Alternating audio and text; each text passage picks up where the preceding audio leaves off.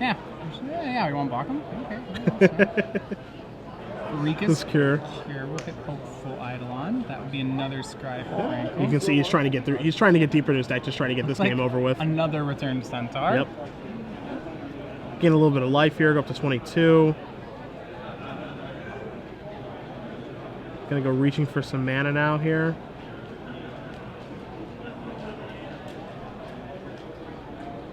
What will be the option here for Frankel? See, he's got a couple options. Consult Hayne very quickly, their middle seat on what to do. Tons of black mana. Tons of mana. Sip of Hemlock. So kindly leave. And take 2 on the way out as well. Number 3. Looks like he missed the scry off that one. It looks like he's going to turn them all. Yep, and that's going to do it. He did miss the scry, but that's because it didn't happen. So Josh Frankel is going to win game number 1 against Chef Pyka. The team of Frankel, Hayne, and Stern back against the wall here. Swatkins, Blesso, and Pyka are currently up. We'll be cutting into another match here in just a moment for you guys. But while we do get that set up for you, make sure that if you're at home hanging out, watching us, of course, we appreciate it. But we want you guys to interact with us as well on the Twitter sphere at SCG Live, hashtag SCGWOR. You guys can join us all weekend long as we make our way through a Team Steel tournament and then the real fun tomorrow. Standard, standard, standard. All right. Looks like we have a team. The other guys are also a team, it looks like. The Ice Imports. The person that you often see wearing this shirt is Ross Merriam. It's a little Connecticut team thing that those guys do out there. Ross is a big endorser of those guys, but you do see another trio of teammates from that store. All right, so we're going to bring you back over to Stern and Blesso. This is the one match we haven't seen yet. Oh, let's take a look at those deck lists here. This one has no green merchants. None. 0. Because they're in the other deck matches. They're merchant free. Well, it looks like we might be bringing you toward the end of this. We actually on Blesso's side of the battlefield, we have a Prophet of Krufix on the table. Yeah. That lets you play all your creatures with flash. Yes. And it untaps all your lands during everyone's turn. I call it Seedborn Teferi. Yeah, it's a lot of mana. Yeah. It's also just very, very good. See everything gonna untap here.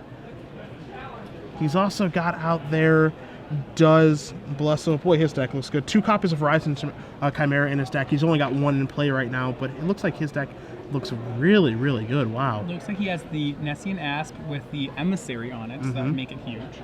Sylvan Caryatid in play as well.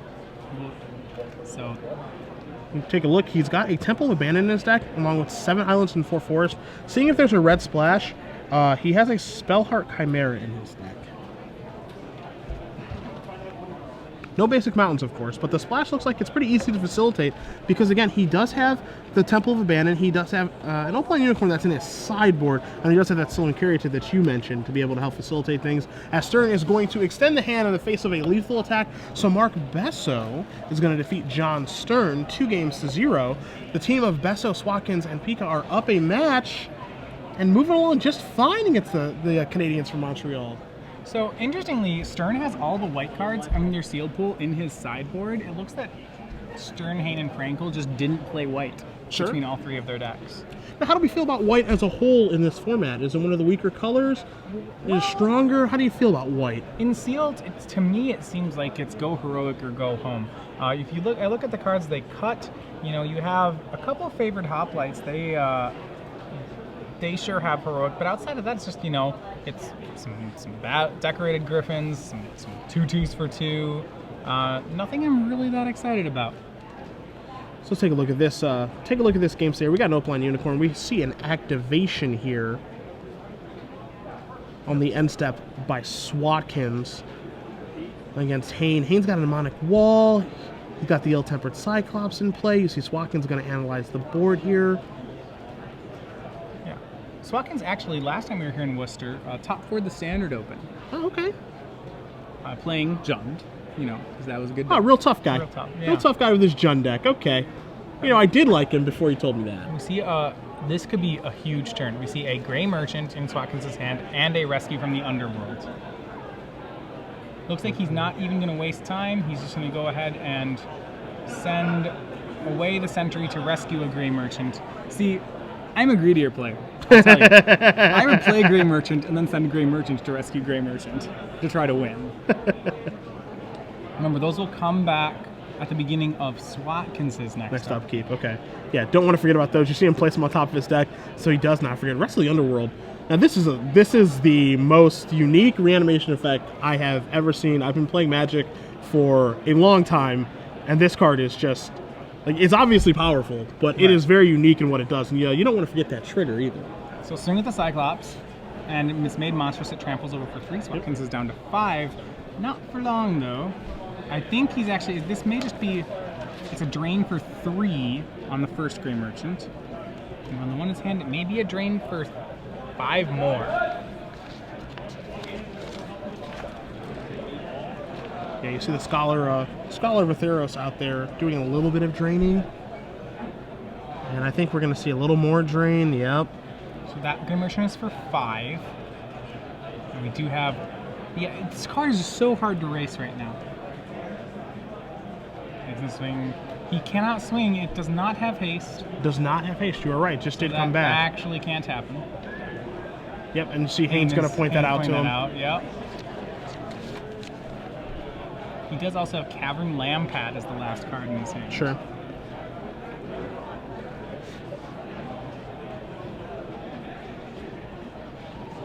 So, Hayne down to 3 means he'll have to answer the Scholar immediately here, and the Flyer. So there's a lot of, and Brian. In fact, Brian's now up to 14 life, makes both those pretty tall orders. Yeah, racing is now pretty much out of the question here. Again, Century of the Underworld is the gold card that you're looking at in play. 3 white, black, 3/3 flying vigilance. They have white and a black and 3 life to be able to regenerate it. So it's a pretty nice flyer, but Hayne's going to keep coming into the red zone here. In comes the Cyclops and the 2/2 first striker. I think he's of the opinion of sitting back is not going to get me anywhere. I have to try to actually win.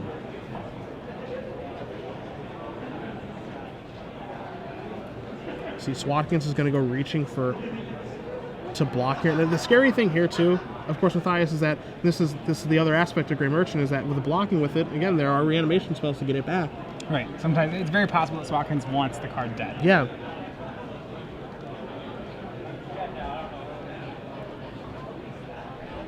So let's see how he is going to block, because it looks like there's going to be some blocking taking place here. It's going to be a gang block.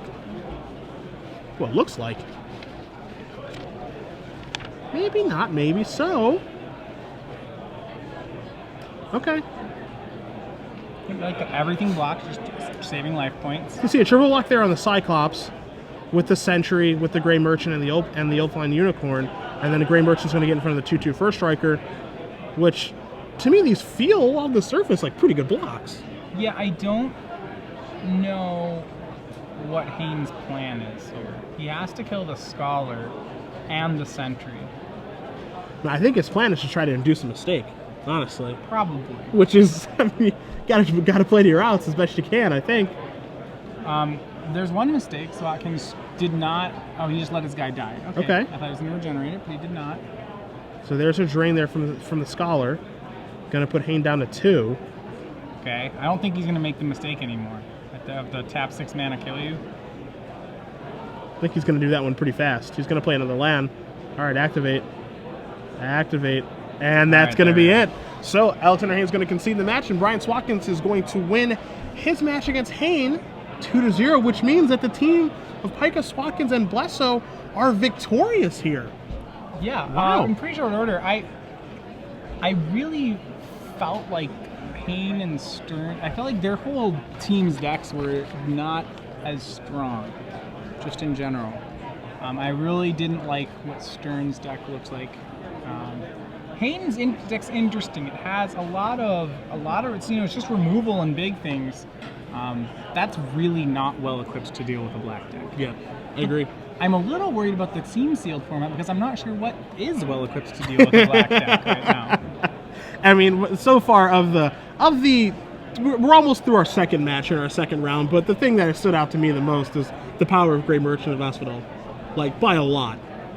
He's very strong. I haven't seen any bombers come to play anything like that yet, but This is kind of I terrifying. don't think in, say, your PTQ season, that's going to be as much of a thing. I don't think Agreed. people can open as many, that many of them in 6 packs, but in 12 boosters, it seems pretty realistic that your team just will have a Grey Merchant deck. I agree. It is pretty scary. It really is. So we're going to cut back to the Pyka versus Frankel match. As again, the team of Frankel, Hayne, and Stern have lost the match, but we're going to keep playing on, as it were, get some good practice in, make sure that we do have something to show you guys at home as well, as creatures are going to attack, and we're going to see a trigger here as well. So Lightning Strike on Sedge Scorpion, to me, says just how good Sedge Scorpion is in this format. It's really hard to get through, and it ate a premium removal spell there. See if Frankel's going to do any blocking here. See life totals. Looks like we're sitting at 20-20 right now. And there is Sedge Scorpion. Just a 1-1. That's a Typhoid Rats, It's a Typhoid Rats. That's it's a boring green old Typhoid That's Rats. a boring old Typhoid Rats. It's really good. Here's Green the thing. can't get through it. Typhoid Rats was pretty good in its format too. This is better. This is better. But Typhoid Rats is... Black has a Typhoid Rats right now. It costs 2, so it's worse. It has the Eidolon. So why do we feel so strongly about Sedge? I mean, it buying Lightning Strike, I can't disagree with you, but why do we feel so strongly about Sedge Scorpion? It's a set where Monstrous exists. Okay. So there's some really large creatures that are difficult to trade with, and Sedge Scorpion doesn't care. Well, no muss, Trades no with fuss. everything. Cards like Divine Verdict are stronger in this format because Divine Verdict doesn't care. It just kills an attacker. It doesn't matter if you monster stick. Sedge Scorpion just kills an attacker. Kind of like the versatility too, right? Where as you mentioned, it can trade with a creature that has monstrosity, or if you're being beaten down by a Boros deck, like we see on the screen, you're more than happy to have this card against that type of strategy as well. Just always trades. Yep. So this might see. So how good is Grey Merchant? We'll find out. This is a board state which really Frankel has no business winning. Look at this, terrifying. It's all 2 and 3 drops, and then a Glorious Anthem. That's constructed style stuff going on. You see, Pyka has a Spear of Heliod in play. Right. There's a reason for that. There are 2 in his deck, Oh my. so he's going to consistently have his team get +1/+1. Now, of course, he can't have 2 in play. You can Legendary, try, but that's bad. Don't do I it. wouldn't do that. But you're going to if we have Jeff on camera more over the course of this weekend, more often than not, he's going to have a legendary enchantment artifact, and that's a mouthful in play. He's certainly sitting pretty right now. So we are going to start the turn off here.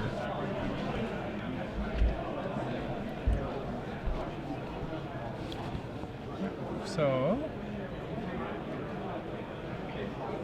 yeah, Frankel down to 13, so he still has a couple turns to try to do something. But that 2/4 will be, well, really won't be trading with much because of Spear of Heliod.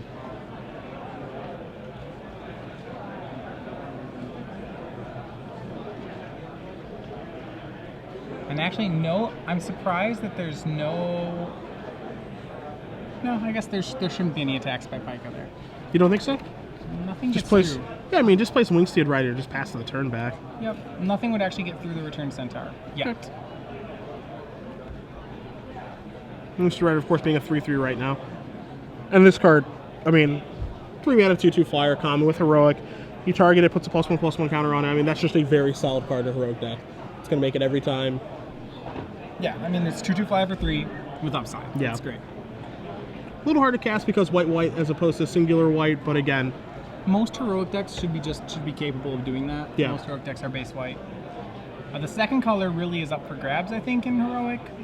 I think blue's the most likely candidate, probably followed by green and red are about the same, but they pretty much will all start on white. so it's time to take that down with Rika's Cure. Frankel just trying to basically just kind of catch up a little bit here. It doesn't look like he's doing terribly, though. Keeping the board under control, we see Spear Point Oread drawn from Pyka. Remember, that one actually bestows for 6 instead of 5, so it can't be cast yet.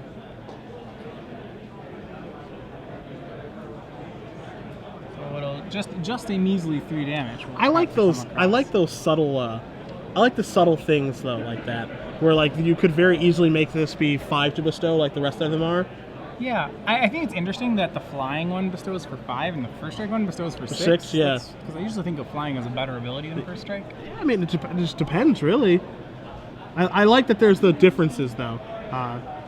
That just like kind of kind of screams to me that there was a lot of there's certainly a thought process behind that having cost 6 as opposed Seems to 5. like the red ones all cost more. Yeah. The emissaries too. It might just be because red. I don't know. I don't know why, but there seems to be a development reason why the red ones all cost Maybe more. we just want red to suck. Red does been have a too- double striker at common. Or maybe we don't want red to suck. Who knows? All right, so there's the Gray Merchant. All right, the game begins. There's one. Oh, drains 3. Well, that was what Jeff attacked for last turn, so we'll undo that. Is it a bonfire? No. No, it is Titan's Strength. +3/+1, scry 1 for 1 red. Now, how do we feel about that as a combat trick in this format? +1 defense is pretty meh. +3 is pretty fantastic, and we can't forget about Scry. So here's the thing. It's good at dealing damage. +3 is great. Giant Growth's great. Usually when you play a combat trick, you have a situation where it's either a trade or your creature is losing, and you want to change it to your creature is winning. Because it's just a +1, a lot of times what is a trade will still be a trade, in which case I don't really like the card. Okay. I think it's hard to create situations where it makes the trade, where your creature just wins. Yeah, favorable, sure. Yeah, that said, if you do get it, it scries 1. It's a combat trick that wins and scries 1. It's also very aggressive, so he's just playing it for damage right here. If you want to push through damage like he is right now, this is actually 1 mana deal 4. Scry 1. Because of And the get a heroic. counter. Yeah, and get a counter. Yeah, so this is pretty good right here. It's a 1 mana card that targets, so that's why I like it. Okay. But +3/+1, unexciting.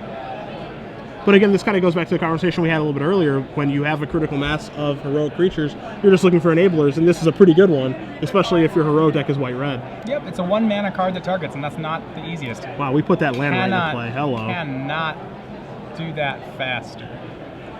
So Pyka kept the land on top from the Scry, from the Titan Strength, and now he's going to bestow the Spear Point Oread on to his flyer. 7 power. Yep. First strike, flyer. Frankel, really difficult situation now. He's Can't hitting cast at 1. Read the Bones, which is true. Them bones are made for reading, and that's just what he'll do. Go ahead and cast Read the Bones. That's fine. Read the Bones resolves. You see Frankel, the big smile on his face. That's fine. He's scrying 2, putting him on the bottom. Draw a card, There's gonna and draw I'm 2. dead. Okay, and then he dies. Yep. The bones were red. Yep. We can't argue that. I like that he resolved the scry. Yes. Instead of saying, "Well, I lose." No. Yeah. Hold on. I haven't lost 2 life yet. First time lost the scry. You have to admire that the bones were red. That's important here.